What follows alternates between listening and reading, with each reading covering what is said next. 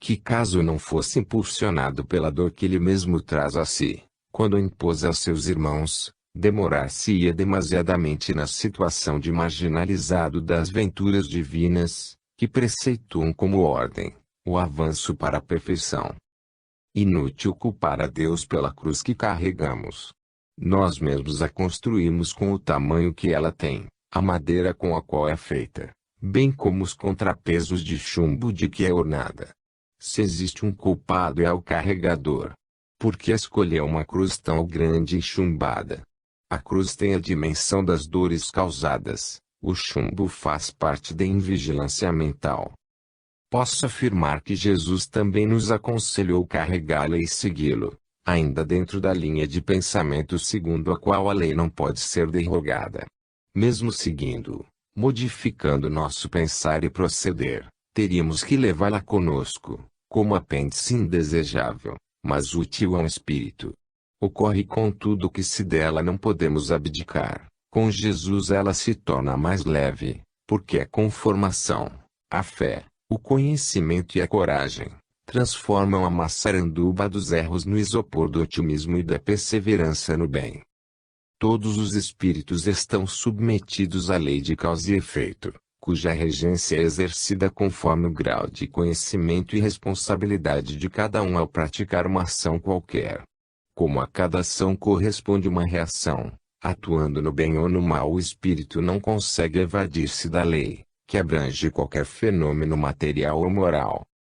Se cada espírito está a cada dia em modificação do seu karma, temos que o homem constrói a cada hora o seu futuro, assim como a família, o país, o continente e a humanidade.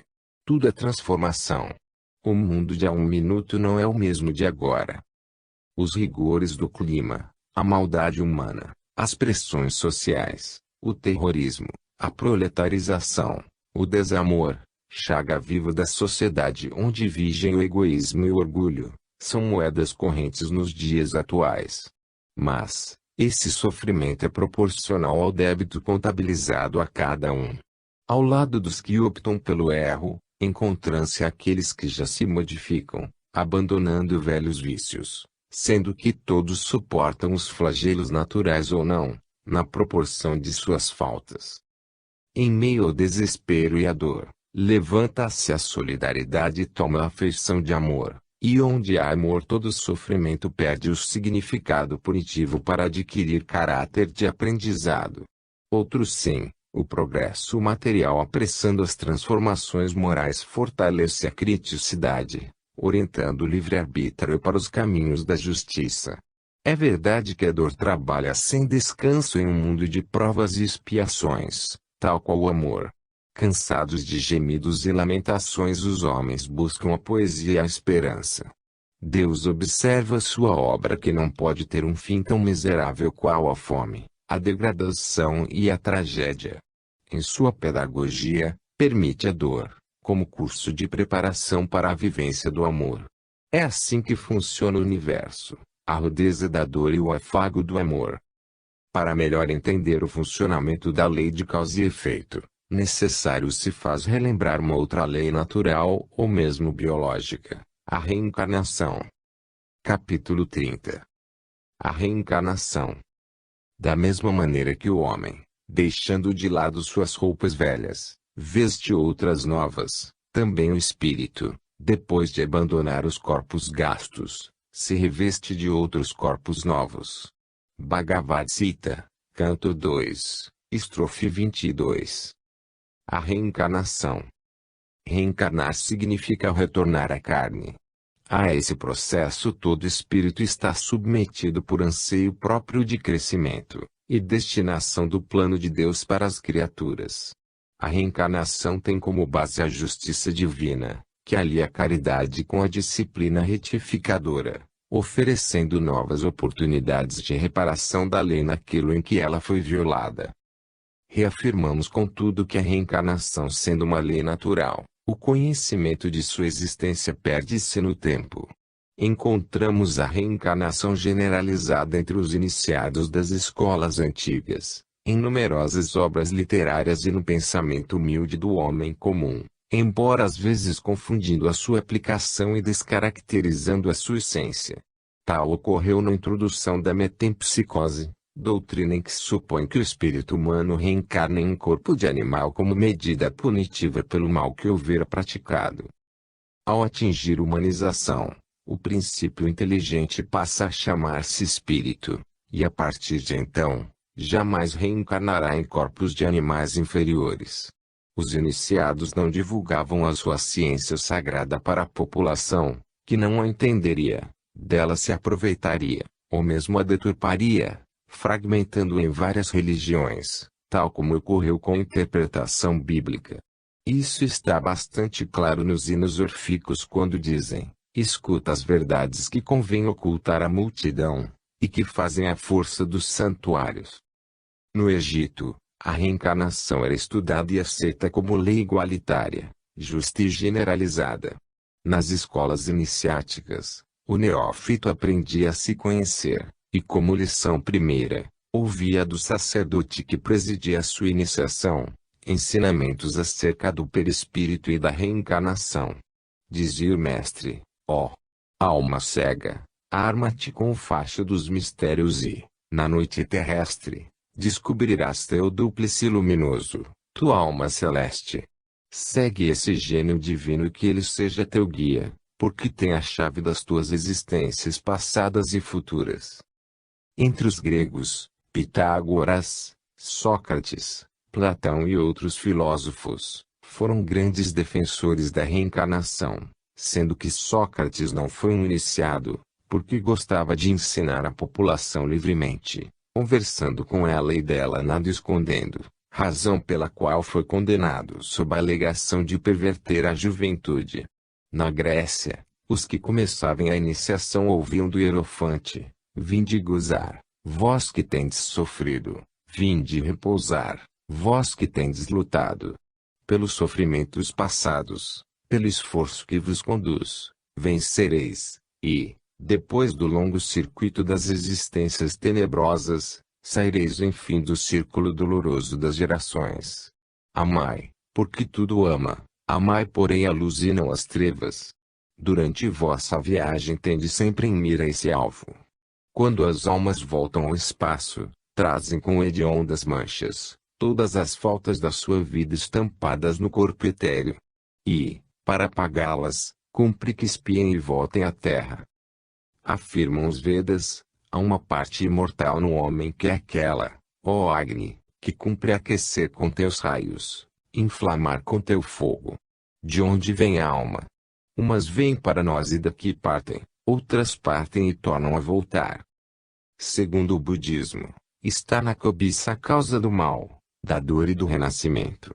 A reencarnação era, portanto, como ainda é, adotada por muitos povos, como nos demonstram com clareza as obras com as quais estes nos brindaram. Como legado desse período lúcido e progressista dos egípcios para o futuro, temos a Tábua de Esmeralda e o Livro dos Mortos. Os mistérios de Eleusis, Timeu e Pedon são obras gregas que exaltam essa doutrina. Entre os judeus, os iniciados também tomavam conhecimento das vidas sucessivas através de obras como a Cabala e o Talmud. Outros povos ainda adotavam a reencarnação como parte de seus ensinos e de sua aprendizagem. Os druidas na Gália, os indianos através do budismo, cristianismo e brahmanismo, os persas pelo mazdeísmo e zoroastrismo, os cristãos primitivos até o Concílio de Constantinopla II, em 553 d.C. Lembramos ainda as figuras de Giordano Bruno, Dante Alighieri, Blaise Pascal, Orígenes, São Jerônimo, Cardeal Nicolau de Cusa e Jesus, Mateus 17 e João III. Se mais não citamos é por ser outra finalidade da nossa pesquisa. Atualmente, a alma e a reencarnação não estão mais restritas ao campo religioso e dogmático. Adentraram as universidades, as pesquisas de laboratório, o cerne das filosofias modernas, a razão da ciência. A reencarnação constitui-se na modernidade na única teoria capaz de explicar coerentemente a razão da dor, a diversidade dos destinos, a evolução espiritual, e toda e qualquer situação de aparente injustiça. Concorde com todos os ensinamentos científicos sem em nada contradizê-los, ao mesmo tempo que fornece a chave de inúmeros enigmas de ordem psíquica, apoiando-se em demonstrações positivas e irrefutáveis. Explica tal lei, o evolucionismo que faculta o transformismo nas espécies, caracterizando a evolução anímica pela ascendência do princípio inteligente. Com ela, desaparecem as dúvidas quanto à convivência em um mesmo lar, ou não, do talento, do gênio, do idiota, do feio, do sadio, das aptidões, das intuições, da beleza, e outros desníveis existentes entre pessoas submetidas, ou não, a um mesmo clima, educação, alimentação e tratamento. A biologia clássica tem se mostrado impotente para explicar de maneira lógica e sem subterfúgios todos esses incidentes. Admita-se que cada espírito ao encarnar traz consigo uma bagagem moral e intelectual e um karma determinando-lhe provas e expiações e tudo se esclarece meridianamente.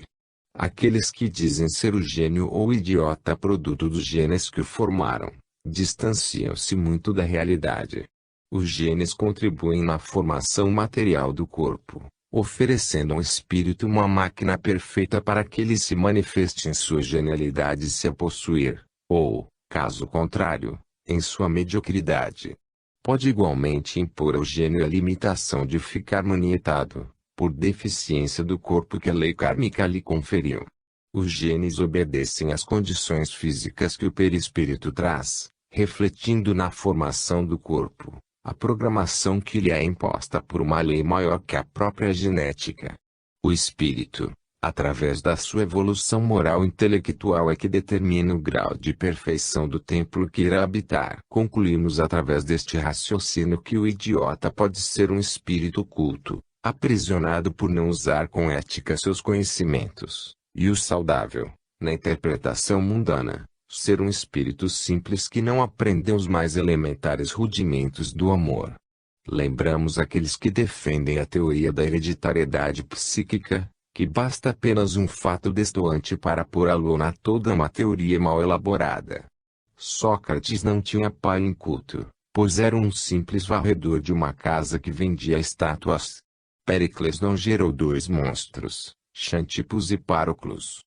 Machado de Assis não foi filho de uma lavadeira sem maiores conhecimentos. José do Patrocínio não foi filho de uma escrava. Onde a hereditariedade psíquica em tais casos?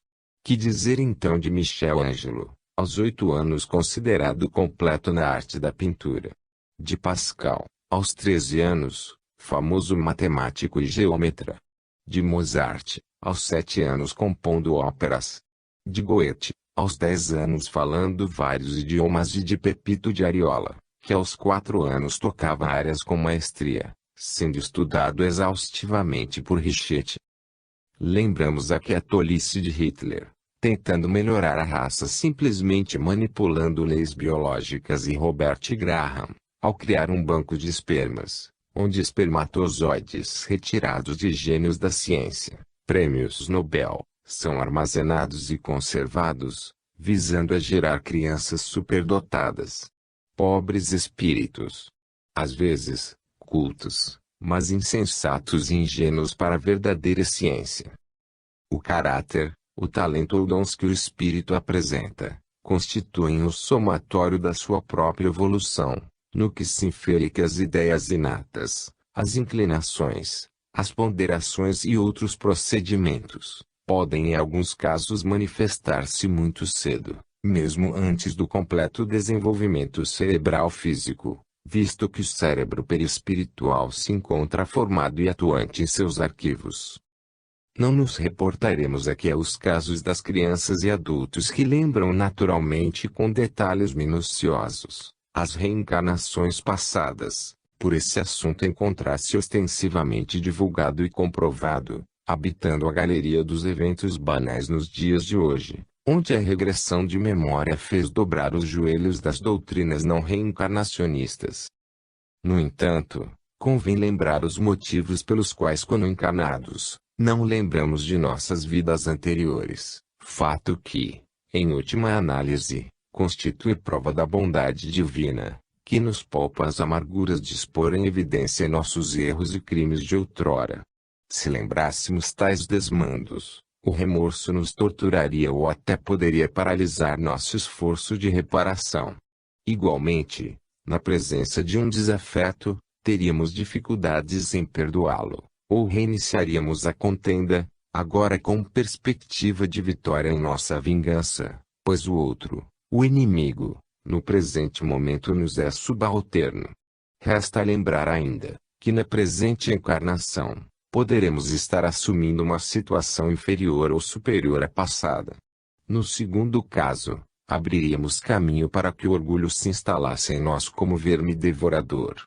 Ainda outros diriam, quanto orgulho! Ontem pedia favores, esmolas, vendia biscates. Meu pai emprestou muito dinheiro a ele, que nunca pagou. No outro caso, situação inferior, igualmente fariam referência ao infortunado com sarcástico humor. Quem diria? Ontem nadando em ouro e hoje comendo até besouro. Coisas da maldade humana. E ainda não é tudo. Reencarnamos às vezes, em ambientes cujas companhias não nos são afins.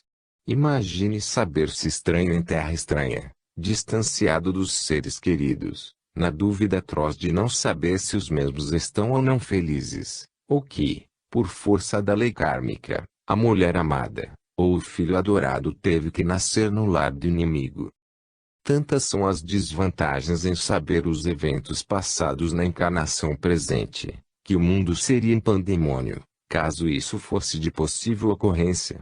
Troca de filhos, reincidências em vícios antigos, volta à rotina anterior, dívidas monetárias cobradas da última encarnação, heranças requisitadas de séculos passados, o rico planejando nascer como filho do seu filho para reaver o patrimônio, e tão profundos e variados seriam os abusos que Deus em sua sapiência os evita pelo esquecimento. Voltemos agora às perguntas iniciais. Por que na cidade de Armero? Enquanto dormiam? Por que crianças, velhos? Creio que já sabem a resposta. Eles mesmos pediram aquela expiação, como reparação do mal que fizeram a outrem e portanto, a si próprios. Foi o cumprimento da lei kármica, distribuindo conforme o semeado. Os que conseguiram safar-se estavam quites com a contabilidade divina, pelo menos no que se relaciona ao episódio. O que sofreu apenas pequenos danos é que comprometeu-se menos no passado. Jesus foi de uma clareza inquestionável, quando condicionou nossos infortúnios ao erro ou pecado por nós cometido. Ao promover as suas curas, após a aferição perispiritual do doente, efetuada para verificar se o seu karma podia ou não ser liberado, ou em outras palavras, se o sofrimento já limpara aquele perispírito das manchas provenientes dos erros praticados, Jesus enfatizava: vai e não peques mais. Evidência clara de que a causa primária da doença era o afastamento das leis morais. Mas, e o cego de Jerico? Não nasceu cego? Como ele poderia ter pecado? Creio que ninguém fará tais perguntas por demais tolas, após conhecer a mecânica da reencarnação. Capítulo 31. O perispírito. Generalidades. Antes das pesquisas de Kardec, o corpo perispiritual era conhecido e estudado há milênios pelos iniciados nas ciências secretas, pesquisadores, magos e médiuns. Eis como o conheciam alguns povos ou estudiosos. Egípcios, km. Pitágoras, corpo sutil da alma. Aristóteles, corpo sutil e etéreo. Platônicos, o quema. Neoplatônicos, aura. Tertuliano, corpo vital da alma. Proclo, veículo da alma. Budismo, Kamarupa. Cabala, Roashi. Vedanta, Manu, manhã, coisa. Hipócrates, eu astral. Caldeus, coroa de fogo. Paulo de Tarso, corpo espiritual. Cristãos primitivos, corpo glorioso. Paracelso, corpo astral. Católicos, alma. Teósofos, corpo causae. Leibniz, corpo fluídico. Zonner, corpo fantasma. Rosacrucianos, corpo vital. Ocultistas, ego transcendental. Pesquisadores modernos, corpo psíquico, corpo bioplasmático. Tantas são as denominações, que as deixaremos à margem, por nossos objetivos serem outros. Capítulo 32. O perispírito. Aspectos gerais. Para ser mais exato, é preciso dizer que é o próprio espírito que modela o seu envoltório e apropria as suas novas necessidades, aperfeiçoa-o e lhe desenvolve e completa o organismo, à medida que experimenta a necessidade de manifestar novas faculdades, numa palavra, talha-o de acordo com a sua inteligência. Deus lhe fornece os materiais, cabe-lhe a ele empregá-los. A Gênese, Allan Kardec, capítulo 11, item 11. O perispírito. Aspectos gerais. O perispírito não foi descoberto por Allan Kardec em suas exaustivas pesquisas nas paisagens do além-túmulo. O brilhante pesquisador apenas deu-lhe novo nome, e omitiu maiores detalhes sobre sua anatomia e fisiologia, limitando-se a defini-lo como corpo constituído de substância vaporosa, retirado do fluido universal, capaz de resistir aos rigores da morte física. Era necessário que o espiritismo evitasse maiores polêmicas, que não tivesse o fogo cerrado dos materialistas e céticos centralizado em algum ponto de fértil controvérsia, desviando assim as discussões gerais para ângulos laterais, importantes sem dúvidas, mas inoportunos para a época. Houvesse Kardec descrito o perispírito como portador de células, órgãos, sistemas, à semelhança do corpo físico, capaz de sofrer a ação do petardo suicida ou dos maus pensamentos gerando resíduos em suas fibras, o espiritismo teria tido maiores adversários. Os biólogos, fisiologistas e anatomistas trariam mil hipóteses e versões sobre a impossibilidade da tese de um organismo imponderável, aliado ao corpo denso. Os pseudos religiosos tentariam levar ao ridículo a tese espiritista dizendo ser o pesquisador um possesso ou louco manipulado pelos demônios, que estranhamente só se apoderam daqueles que não pensam como eles. Os adversários ferrenhos, os pensadores cristalizados em suas ideias e sistemas viciados, os inimigos gratuitos, os portadores da fobia ao novo, os preguiçosos mentais não dotados de fibra e coragem de reconstruir novo arcabouço filosófico, os acomodados cujos corações e consciências não aprovavam o despotismo religioso da época, mas de ouvidos e mãos subservientes, se juntariam em coro uníssono fazendo da crítica mordaz e não fundamentada, poderosa arma contra a doutrina nascente. Difícil seria assumir posição de neutralidade. Impossível ao aprendiz espírita argumentar contra o academicismo materialista reinante, ou ao religioso fanatizado. Seria alvo de zombaria. Os cadáveres seriam triturados na busca dessa cópia do físico por algum louco que perguntaria, aonde outro corpo? Ave Kardec? Tua sabedoria não foi somente a das palavras, mas a do silêncio. Louve-se, portanto, a atitude desse mestre, ao citar o perispírito de maneira generalizante e sintética, abafando a metralha, ou desviando-a para pontos onde os fortes escudos da razão e da lógica ofereciam suficiente resistência para tais projéteis. A verdade deveria surgir em doses, na proporção que o organismo pudesse absorvê-la. Elaborado desde milhões de anos, nos laboratórios da natureza, o perispírito herdou o automatismo permanente que o mantém atuante, transmitindo ao espírito as impressões dos sentidos e comunicando ao corpo as vontades deste. Graças a este automatismo perispiritual, o homem não precisa programar-se ou pensar para respirar, dormir, promover os fenômenos digestivos, excretar, fazer circular o sangue e os hormônios e um sem número de funções que lhe passam despercebidas. O corpo perispiritual é portador de todas as matrizes dos órgãos carnais, bem como participante nas funções que o corpo físico elabora. Estudar o corpo humano é estudar o perispírito e vice-versa. Lógico que não desvinculando tal estudo da atuação mental, como fator de harmonização ou desagregação molecular dos mesmos. O corpo físico obedece ao automatismo perispirítico até mesmo quando o perispírito se afasta. Aquele, formado célula a célula em invasão perispiritual, entranha-se neste, unindo-se molécula a molécula, resultando de tal intimidade e completo intercâmbio, adaptação e aprendizagem perfeita, tal como se o físico recebesse como herança perispirítica os automatismos que lhe são peculiares. Por isso, nos desdobramentos, onde o complexo espírito-perispírito se afasta do corpo ficando a ele ligado por um laço fluídico, suas funções permanecem, sem prejuízo da economia celular. O mesmo ocorre no coma, onde às vezes, por milhares de dias, espírito e perispírito podem estar distantes, mas não desligados completamente com o físico animado à espera da volta de ambos. O perispírito é também indicador do estágio evolutivo do espírito. Tanto pela sua observação direta fora do corpo, luminosa ou opaca, quanto pelas formas harmoniosas ou grotescas que imprime ao corpo físico.